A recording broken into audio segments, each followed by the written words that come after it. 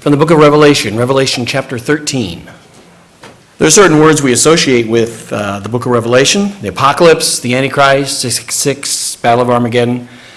These are familiar terms, and even if a person's a non-Christian, these are very familiar terms. Books and movies and magazines and all sorts of stories have gone all over the world about these terms found in the book of Revelation. Everybody seems to have their own kind of spin on it and how these things are going to work out and interpretations of when and how it's going to happen. Here's a list of names that you probably recognize, most of them. You know what all those names have in common? Yeah. These were all people who have been identified as the Antichrist over history. There's a lot of mysterious individuals in the book of Revelation. There's who are the two witnesses, and who are the 23 elders, or rather 24 elders around the throne, and what's the locust with the stinger in its tail that flies around. And there's a lot of these mysterious symbolisms and people that are in the book of Revelation, and there's been, volumes of paper spent on identifying who these people are and all these different opinions and everything. Never once in the book of Revelation are we told to identify who any of these mysterious figures are, except for one of those individuals. Look at verse 18, Revelation 13:18. It says, "Here is wisdom. Let him who has understandings calculate the number of the beast," that's the Antichrist, "for the number of that is that of a man, and his number is 666. It says, here is wisdom. Wisdom is what? Wisdom is the best possible choice in any good situation. The best possible choice to make in any situation. God says the best possible choice to make when talking about the subject of the Antichrist is what? Figure out who he is. Calculate his number. Figure out who this guy is. Of all the different mysterious people mentioned in the book of Revelation, this is the one God says, figure out who this man is. He's very important, and I don't want you to be caught unaware. Why is that so important? Because in the day that the man actually shows up, those Christians need to know who he is. He's going to stand up and claim to be God, who's come down and received the worship of all the world. And I believe one of the main reasons he wants that present generation of Christians to identify him is so they won't get sucked into it. They'll know, here are the signs. This guy is not who he claims to be. Let's not fall in with the rest of the world. Whether we are part of that generation, we don't know. But every Christian generation since Jesus left the earth has been looking. And today that's what the subject of the sermon is. Today we're looking at 11 clues to the identity of the Antichrist. God commands us to figure out who the Antichrist is. That's what it says. It's wise, and I'm telling you, calculate who this person is. So we're going to be looking at 11 clues to identify the Antichrist. People have long been asking, who is it? God says, I want you asking that question. Who is it? Is he already a world ruler? Have we been reading about him in the headlines already? Is it someone we can identify? God says it's important. I want you to identify him. So we're going to be looking at this morning at these, the commands, so that we're not caught unawares and unexpectedly follow him when we should be exposing him. So, 11 clues as to the identity of the Antichrist. We're here in chapter 13. To be able to really go through chapter 13, we need to read the last verse of chapter 17 to kind of set the stage. Look at chapter 12, verse 17. It says, "So the dragon was enraged with the woman and went off to make war with the rest of her children who keep the commandments of God and hold to the testimony of Jesus." And now verse 1, "And I," or some of your versions may say the dragon, "stood on the sand of the seashore. Then I, John, saw a beast coming up out of the sea, having 10 horns and 7 heads, and on his horns were 10 crowns, and on his heads were blasphemous names." All right, let's figure out what's going on here. If you remember, chapter 12 ends with Satan, who's the dragon, trying to destroy the nation of Israel. God supernaturally takes Israel out of the land of Israel and takes her and hides her in the wilderness around Israel somewhere. This is what the Bible says. And I don't know in what way God protects her, but some sort of dome of protection is put over this nation who have now come to Christ. They're Jewish Christians at this point. And the Antichrist cannot get at them. I'm sorry, correct that. The devil cannot get at them. He's trying to kill them, can't do it. And so it says he turns enraged to go and kill all the other Christians in the world. Because he can't get at the nation of Israel, so he's off, Satan, to hunt through the earth and kill all the rest of the Christians. And so that brings us to chapter 13, where we see rising up before Satan a man. Now the Bible calls him a beast here, but we know it's a man, and later on in the chapter. But it's like, here Satan has all the world to be able to choose from. And he plays one card. He pulls out one man to say, okay, here's the final and greatest effort that I'm going to put forward now to keep Jesus from coming back and keep my throne. It's this man. We call him the Antichrist. He calls him here the beast. The beast. Verse 1 has a beast rising up before Satan. We don't use that word beast very much, really, right? But there's beauty in the beast. But we don't use the word beast. So what does that mean? It means a brutal, wild animal.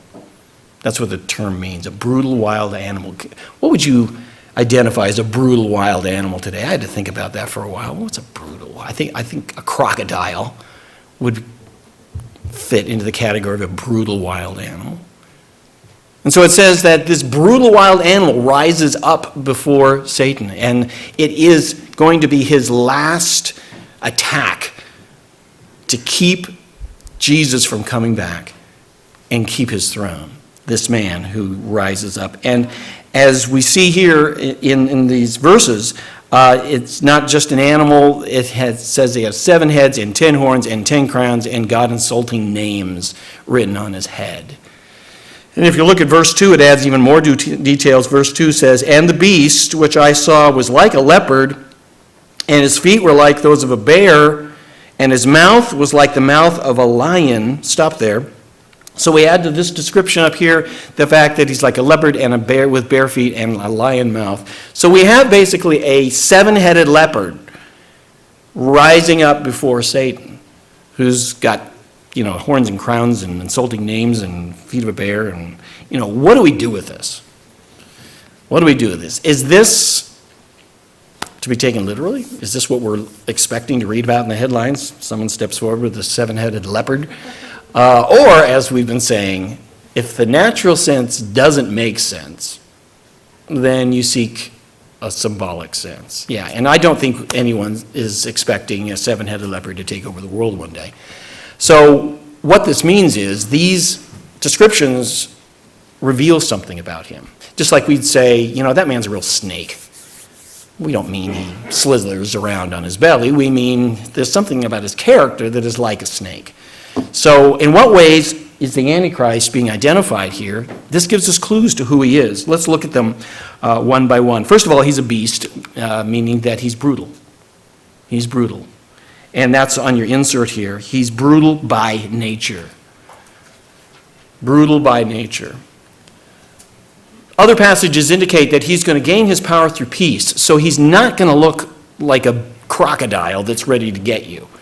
He will be like a wild animal that's going to kill you. But he's going to approach and get onto the scene by looking like he's a good guy.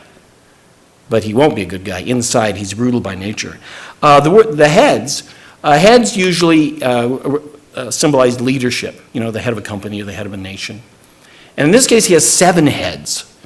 And there's all sorts of ideas of what this could be. Number 7 is perfection, oftentimes in the Bible. But one that I think is a good one, and that a lot of Bible scholars, most Bible scholars feel, is that the 7 heads represent the 7 world empires.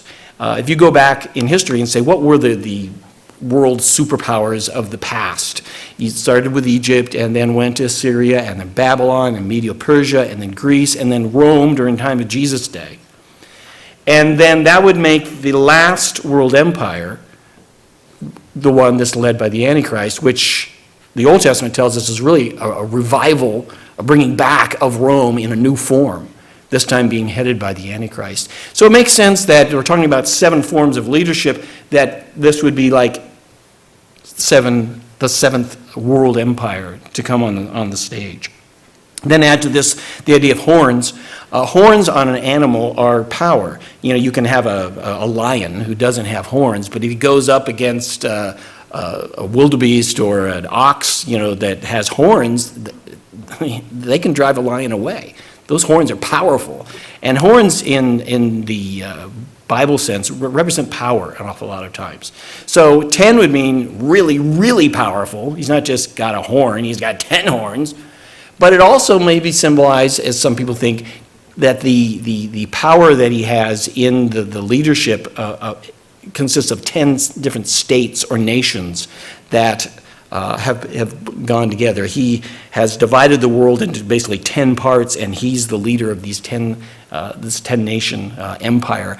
The crowns are seen to symbolize that too. And crowns, what do we think of when we think of a crown? We think of a king and a political ruling, and that's probably what it refers to, political power. And 10, again, can either mean enormous political power. He just doesn't have one crown, he has 10. But it could also mean, again, these 10 states or nations that he is the ruler over. We don't know. We're guessing here, but that's what the different Bible scholars have come across. So if we put all that together on the inserts, the second clue would be a worldwide political ruler. A worldwide political ruler. That's what God says to look out for when you're looking for the Antichrist. How about the insulting names? A person's name is their identity, right? We know you by your name, and we identify you by calling you that name. So when this says he has a God-insulting name, that means his identity, his nature, is not to honor God as it should be. It's to insult God, blaspheme against God. This is, again, a person who is going to look like he's a decent fellow. He's not. He's brutal by nature, and he also hates God and insults God in the deepest part of his nature. And so if you want to put that in your insert, again, number 3, God insulting by nature. God insulting by nature. This is a wicked, wicked, evil person. Now we have here the leopard. What's a leopard known for? Being quick and deadly. Bare feet, crushing, stomping, lion mouth. Not speaking so much about his teeth, but about his roaring. You know, an adult male lion can be heard a mile away. And speaking of, you know, the ability to speak powerfully. So if you put those 3 together, I put as number 4, overwhelming power. That's what these kind of sum up, overwhelming power. Not just like a normal person, this is an extraordinary person. This is a person who's going to stand out on the political scene. He's not going to be like other political leaders. He's going to be like a super elite leader. And so here is Satan's last and greatest attempt to be able to keep Jesus from coming back and hanging onto his throne. He pulls out this card. Out of all the people on the earth, he finds someone who is brutal, a brutal worldwide leader, who insults God by nature and is overwhelmingly powerful. Is this person here today in the world? I believe it. I know every generation of Christian before us has believed that, but I tend to believe that. And doesn't it sound like a lot of those people, though, on the list that we had up here on the screen, a lot of those people, fit that. And you can understand why they thought these people were the Antichrist, but they weren't. Now, in addition to this person, this is out without any help. This is who he is. This is how he walks around. In addition to this person, Satan says, I'm going to add some of my satanic power to this person. I'm going to give him some gifts, some supernatural, awful gifts. And look at the second half of verse 2. We stopped halfway. Second half says, and the dragon, Satan, gave him his power and his throne and great authority. So out of all the earth, Satan finds this extraordinarily evil person already. He's just bad. And he says, I'm going to add things to him. It says he's going to add his power and authority to him. How much power and authority does Satan have? How much? Remember when Jesus is being tempted in the wilderness? It says in Luke 5, the devil led him up to a high place and showed him in an instant all the kingdoms of the world. And he said to him, I will give you all their authority and splendor, for it has been given to me, and I can give it to anyone I want to. You remember the scene here with Jesus' temptation. And why did Jesus come to earth to begin with? In order to free us from slavery to Satan. In order to buy us for himself. So here's Satan, picturing him, this big hulking slave master, and he's holding a chain, and that chain is around the neck of everybody in the world. Sin and slavery to sin and to him came when Adam and Eve chose to follow him in his mutiny against God that brought them under his enslavement and all their descendants. So they were all born enslaved to Satan, joining in his rebellion and mutiny against God. And so now he holds this chain. Jesus came to buy us and buy our freedom at the cost of what? His own blood. Purchased us with his blood for himself. And now Satan is saying to Jesus, you don't have to go to the cross. I'll just give them all to you. All the kingdoms, all my authority, I'm turning it over to you. All the rulership and everything. Remember what the Bible says about Jesus. It calls him the God of this world. It calls him the ruler of the world. It says that the whole world lies under his power. And he's just saying to him, I'll just give you all this. It's mine to give whoever I want to. I'll just give it to you, Jesus. At what price? Just bow your knee. It's not that big a deal. And then you could avoid the cross. You have what you came for, and it's a done deal. Well, Jesus refused, of course. But that's not what we see happening in this chapter. In this chapter, the Antichrist receives what Jesus refused. He received all the authority and the power and the throne that belongs to Satan. He says, I now take that for myself. And so now, this man becomes the equivalent of the God of the world, the ruler of the world, and the one who holds power over everybody in the world. One man funneled into him. Now he possesses that. That is now the description of the Antichrist, who's been given all of this by Satan. Whoa, that's a seriously deadly person. So, number 5, Satan gives him, in addition to what he already has, personally, as far as wickedness, Satan gives him the additional gift of number 5, power over all the earth. Satan's power is now given to him over all the earth.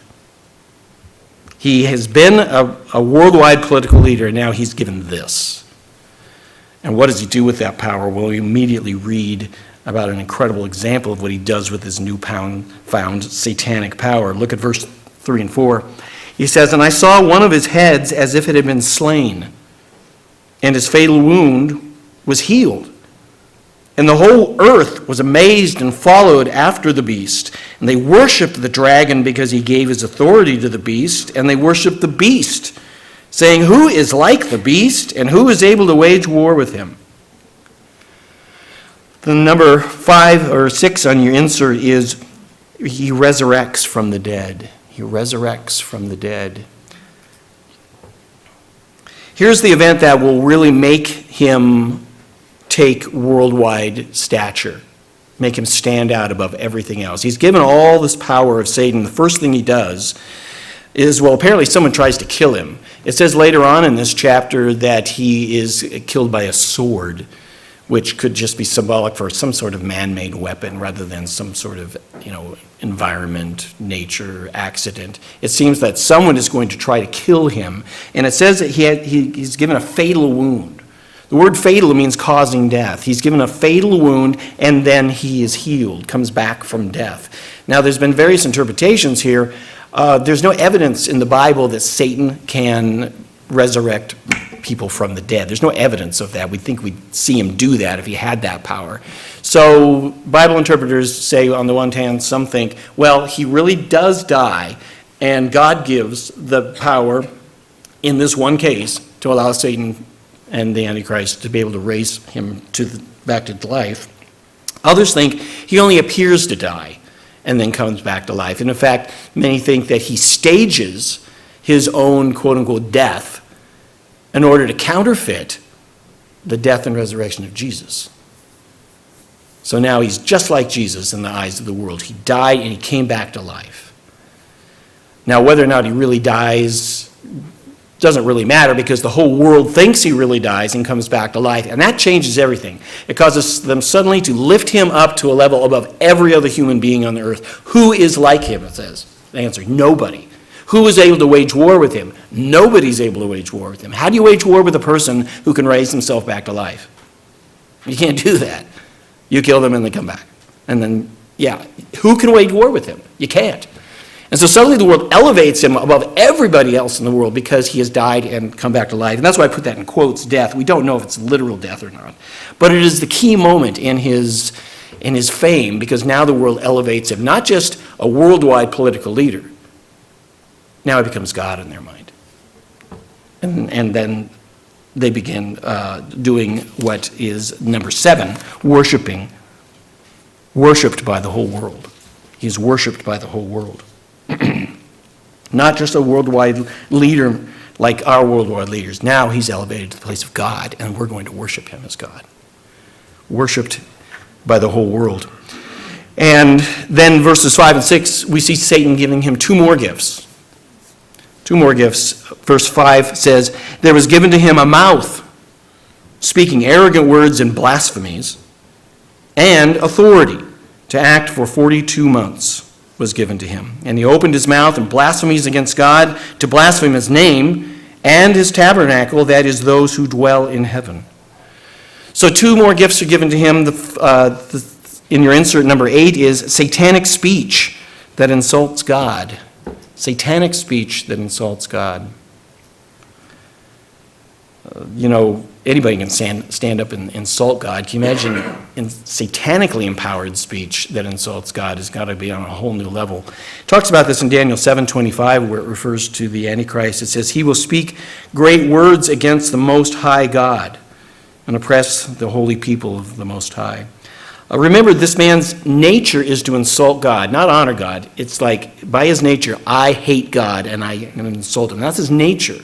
Here, Satan gives him the ability to express that nature in satanically empowered speech. So that now, he's going to say, hey, the one true God that the world, he's going to tear him down and then lift himself up. Since he is God on earth now, in his mind and the minds of everybody else, he's going to tear down the one true God with blasphemies and insulting language and lift himself up in his place. And it's going to be satanically inspired. Adolf Hitler had an amazing ability of public speaking that would get crowds just whipped up and devoted to him just by the way he spoke. And classes on public speaking will study his speeches and how he did this, because they are very, very, very powerful. What is all the more amazing is that in private he was not known to be able to speak very well. He sometimes was known to stutter. And we have recordings of him at home which sound nothing like his public appearances.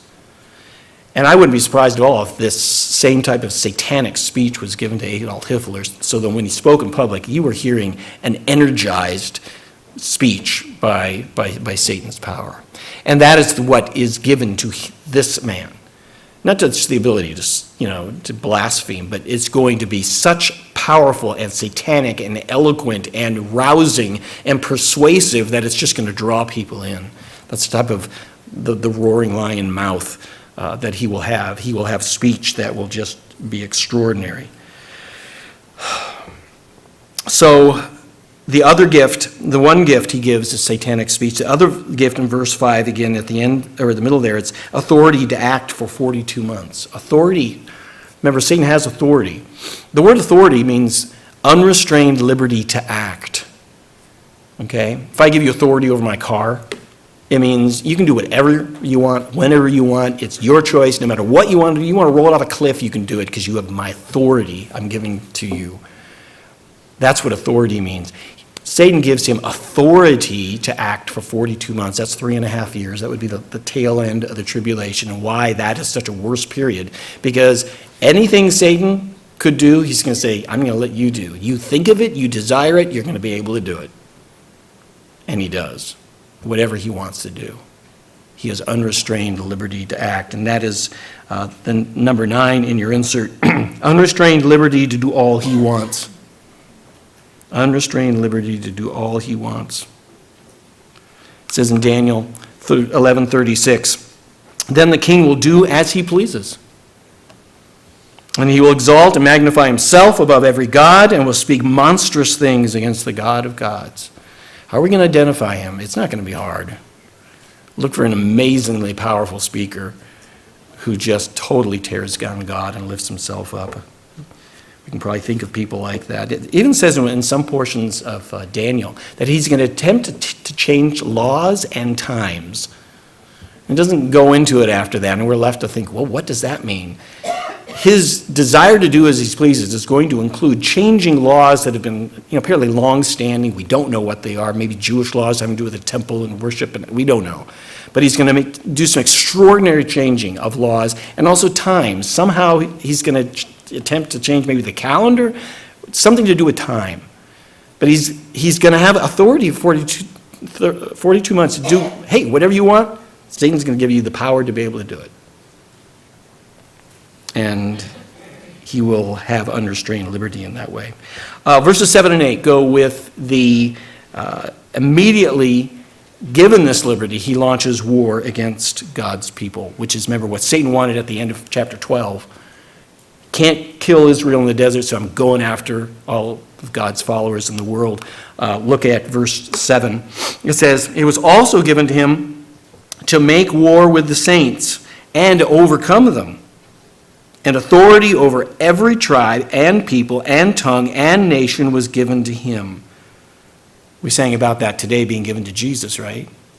Well, during this time period, it's going to be given to him. Look at verse 8. And all who dwell on the earth will worship him. All. Everyone, that is, whose name has not been written from the foundation of the world in the book of the life of the Lamb who has been slain. So immediately after getting this unrestrained liberty to do whatever he wants, first thing, wham, let's wage war against every Christian that's here on the planet. And that's the 10th clue is attacks and kills Christians. Attacks and kills Christians. Now, we have in the book of Revelation a lot of killing of Christians going on, but there's many that are protected. Remember in chapter 7, we have the 144,000 Jewish Christians who God says, I'm putting a seal on you and no one can hurt you. They cannot be hurt. 144,000 of them. We think they're going throughout the world, evangelizing. Can't be stopped. And then in chapter 11, we have the 2 witnesses. And remember, they are protected until a certain day. They are protected from being hurt in any way, able to, it says, have fire come out of their mouths. Well, that means calling fire down from God or fire coming out of their mouths. They will be protected by anyone who tries to hurt them until a certain time. But apart from these 2 groups, all the other Christians that are in there are very much going to be killed. Not every single one probably, but huge amounts of Christians. And remember, if our understanding of the rapture is right, this whole thing starts with no Christians on the earth. And then the first half of the tribulation happens, and probably what's being described in the book of Revelation is millions of people come to Christ. Millions. It's a huge time of evangelistic success in the worst possible time to be alive, but there is huge amounts of success as well as huge amounts of death of these Christians who accept Christ. And you might say, well, isn't that terrible? Look, do not equate these Christians dying with defeat. That is not the same thing at all. John the Baptist was faithful to God and ended up losing his head. Stephen was faithful to God, ends up being stoned to death. But that wasn't defeat for those men. No Christian ends up in defeat through death. No Christian is defeated by death. For every Christian, death becomes a door that swings open into celebration and victory. That's what it is for a Christian. It isn't like, oh, now I've been defeated. No, you've just been graduated into victorious celebration for the rest of your life.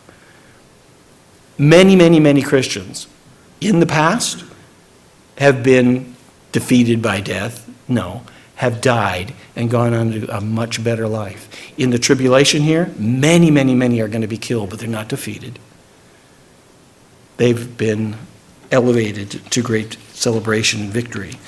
And what will happen in this chapter that we're reading is that Satan is going to give the Antichrist the power to attack and overcome these Christians, not defeat them.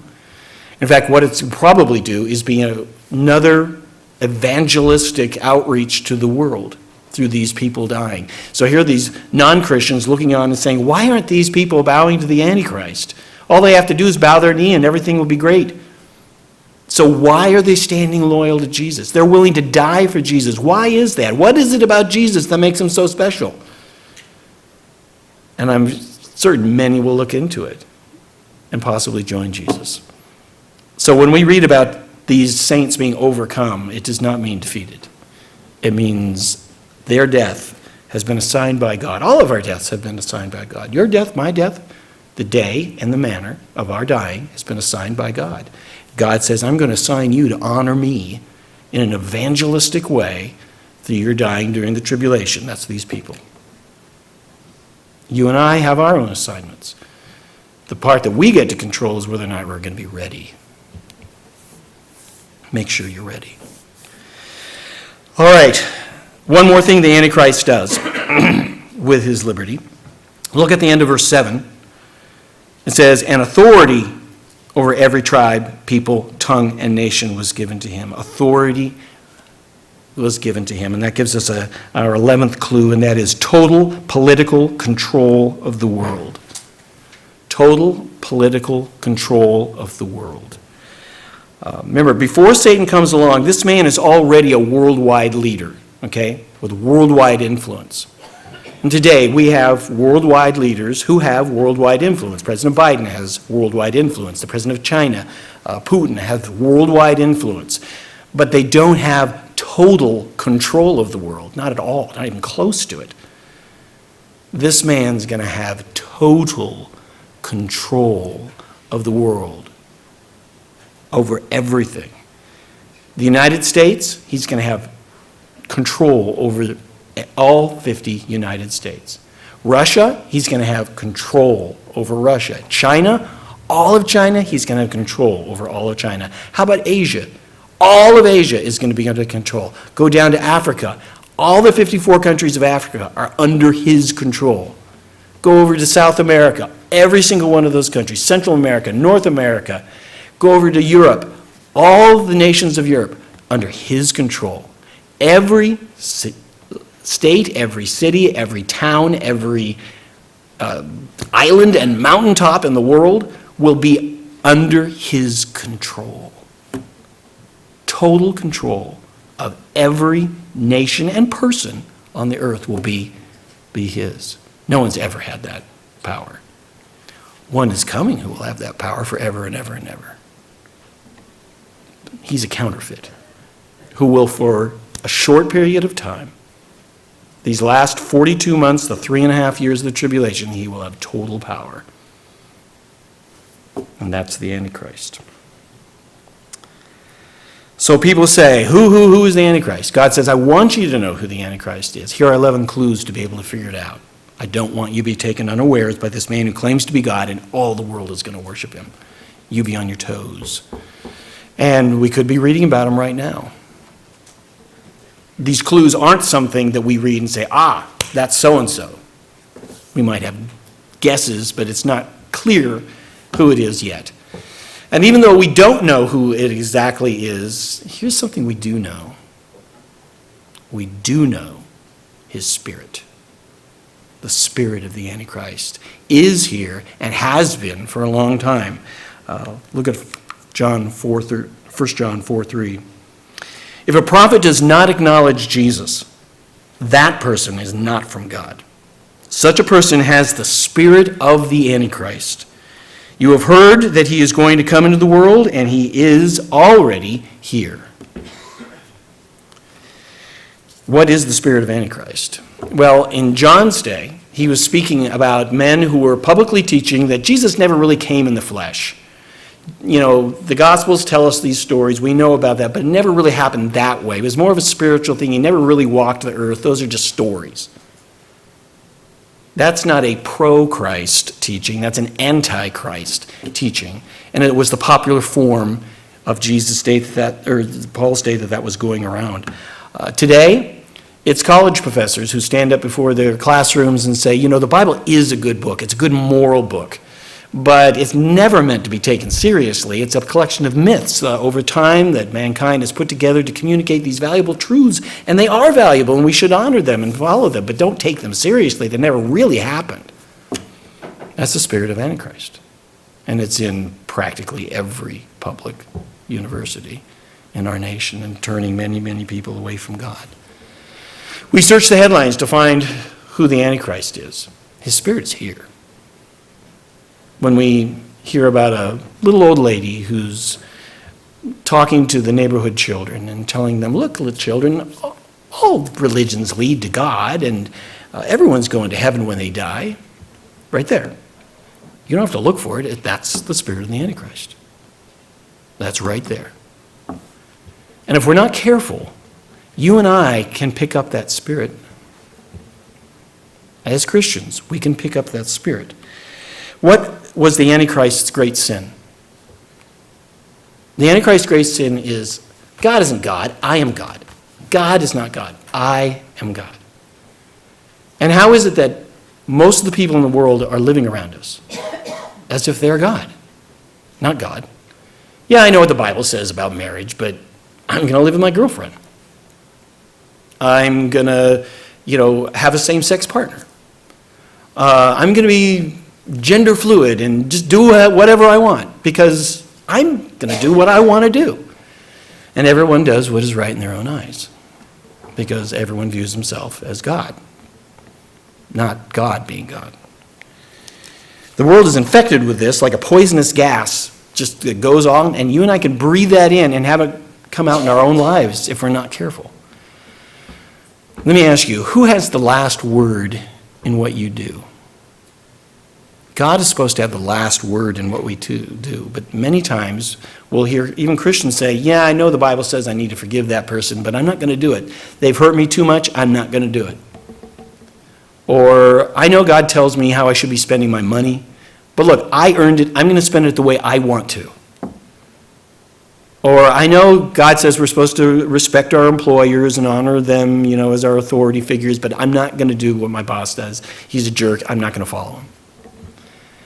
And are we giving God the last word on those subjects? No. And if we do that, we have committed the sin of the spirit of the Antichrist, which says, God's not God, I'm God of my life. And it's everywhere we go out there. And we've got to be very, very careful to guard against it. What is the truth? God made this world by his great power. God sustains this world every single day, meeting everybody's needs as he rules in this world. From one man, he created all the nations of the world and determined their rise and their fall and determines the boundaries of their habitation and where they live. He's doing all of this, and our place is to acknowledge him. You are God. You are the one in whom we live and breathe and find our meaning. We come to you, and we love you, we worship you, you are the God of our lives, and we seek first your kingdom in this world. That's our place. Our place is to seek first the kingdom of God. The Spirit of God moves us to seek first the kingdom of God in this world because it's all about him. The spirit of the Antichrist is about the kingdom of me. It's about the lust of the flesh and the lust of the eyes and the pride of life. It says the things that I see and the things that I feel and me, I'm the most important thing here. That's the spirit of the Antichrist. God is not God, I'm the God of my life. And it's everywhere we go. It's in just about everything we read and everything we listen to and everything we watch, that attitude is about the kingdom of me. You know, I won't judge you. I'm going to do what's right in my own eyes. If you're going to do what's right in your own eyes, fine, whatever. I'm doing my thing. You're doing your thing. Let's not judge each other. Let's all be accepting everybody's right about every decision they make because we're all the different gods of our lives. And God says, no. You cannot live successfully this way. This isn't how you were designed to live, and you will pay the price for going that direction. Because that is Satan's mutiny, right? Satan said, I'm going to be God, not let God be God. We must be very careful that that spirit doesn't infect us. Think of an important decision that you have in front of you. Do you have one? It's a decision you need to make. Ask yourself, are you letting God have the final word on that? Because there's things you want to do, things you don't want to do. If you follow exactly what God says, it's not going to go in a direction you want to go. But will you let God be God and have the final word? Will you do that difficult act that you know God would like you to do because you're going to let him have the final word? Or you say, nah, I'm not going to do it. I'm going to have the final word about this. We got to be aware of that. We got to let him have the daily decisions of our lives. The decisions are, how are we going to treat people that hate us? Let God have the final word about that. How are we going to spend our money? Let God have the final word about that. The spirit of the Antichrist isn't about the kingdom of me. Make sure you kill that in your life. We're looking in the headlines. Who's the Antichrist? Maybe it's this guy, maybe it's that guy. Who is it? And we can be looking and spending all our time on that and not looking at ourselves and whether or not we're carrying the spirit of the Antichrist in our decision making and in our value system. Make sure that doesn't happen to you. If you find yourself not letting God have the last word in a subject, immediately humble yourself and confess that and say, I'm sorry. I've been acting as if I'm the God of my life. You are the God of my life. You keep me alive every day. You love me. You're not pleased about the way I've been acting, but I confess that and I'm turning back to you. You get to be number one. Make sure you're doing that with your life. So as we look at the clues of the Antichrist, keep looking at the headlines. God wants us to know. He does not want us to be caught off guard. We might see him in our lifetime. We might already know who he is and see, hey, he's not that bad guy. I think he's doing some pretty good things. But remember, he is a beast, a vicious beast, all on his own, let alone empowered by Satan. He's a man to run from. I originally told you that I will be covering one of these chapters every week. Well, the elders said, you can slow down if you need to. So we're going to cover the rest of this chapter next time. This time was about the Antichrist. We'll learn more next week. But make sure that you're guarding yourself. Everywhere you're going to go this week, you're going to hear people acting as if they're the gods of their life. Do not join them. When you are tempted to go that direction, loudly and clearly say, I am not the God of my life. Jesus is the God of my life. I'm following him. Where he leads me, I will follow. He's the one who's leading my life. Make sure that you're committing yourself to that every day.